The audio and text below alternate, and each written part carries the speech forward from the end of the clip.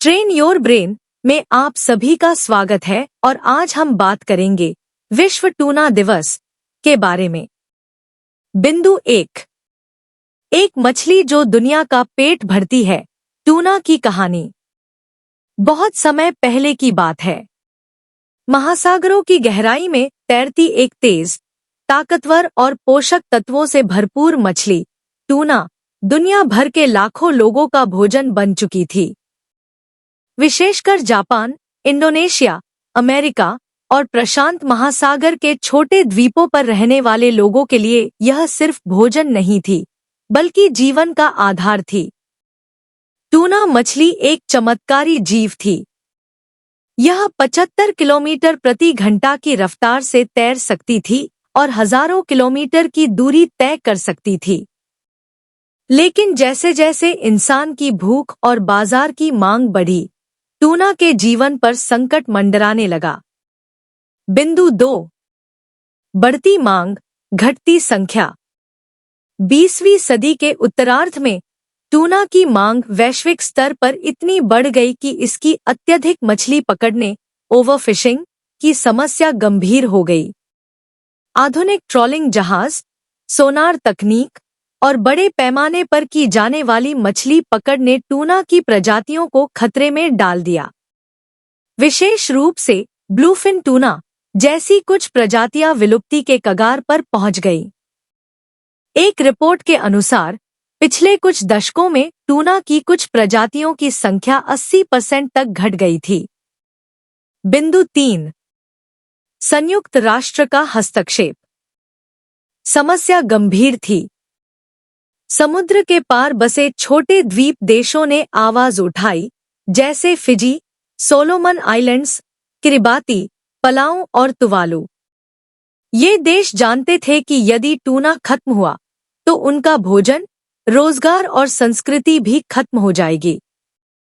2011 में संयुक्त राष्ट्र महासभा में इन द्वीपीय देशों ने प्रस्ताव रखा कि दुनिया को टूना की अहमियत को पहचानना होगा।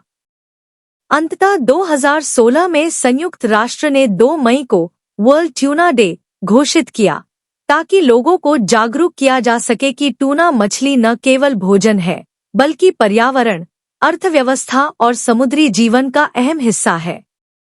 बिंदु 4 2 मई को चुनने का मुख्य कारण यह था कि यह तारीख प्रशांत महासागर के देशों के लिए टूना मछली पकड़ने के पारंपरिक मौसम की शुरुआत का प्रतीक है। साथ ही यह वैश्विक चर्चा का एक अच्छा अवसर बना, जब मत्स्य पालन नीति और महासागर संरक्षण पर ध्यान केंद्रित किया जा सके। बिंदु 5 इस दिन का उद्देश्य क्या है?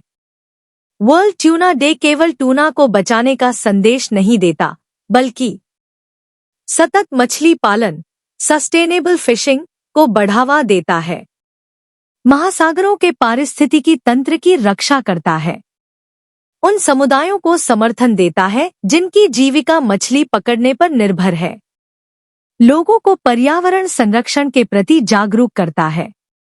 बिंदु 6 टूना संरक्षण की दिशा में प्रयास।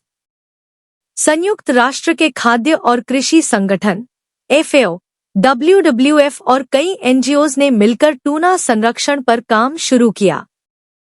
प्रमुख प्रयासों में शामिल हैं टूना की ट्रैकिंग के लिए सैटेलाइट टैगिंग, मछली पकड़ने की सीमाएं तय करना, अवैध मत्स्य पालन के खिलाफ सख्त कानून, उपभोक्ताओं को जागरूक करना कि वो केवल प्रमाणित और सतत तरीके से पकड़ी गई टूना मछली खरीदे। बिंदु 7 आज की स्थिति और हमारी जिम्मेदारी। आज टूना की कुछ प्रजातियों की स्थिति में सुधार हो रहा है, लेकिन खतरा अभी भी टला नहीं है। वर्ल्ड ट्यूना डे हमें याद दिलाता है कि महासागर की हर प्रजाति की भूमिका है। यदि हम आज नहीं जागे तो कल हमारी थालियों से टूना गायब हो सकती है। समुद्र केवल मछलियों का घर नहीं, बल्कि हमारी धरती का फेफड़ा है। बिंदु 8 निष्कर्ष। वर्ल्ड ट्यूना डे कोई त्योहार नहीं, यह एक चेतावनी है, एक जागरूकता अभियान है, और एक आशा भी है कि हम अभी भी बदलाव ला सकते हैं। तो अगली बार जब आप समुद्र की कोई चीज खरीदे, सोचिए, क्या यह धरती के लिए सुरक्षित है? समुद्र की गहराइयों में तैरती एक मछली हमें यह सिखा रही है कि संतुलन ही जीवन है।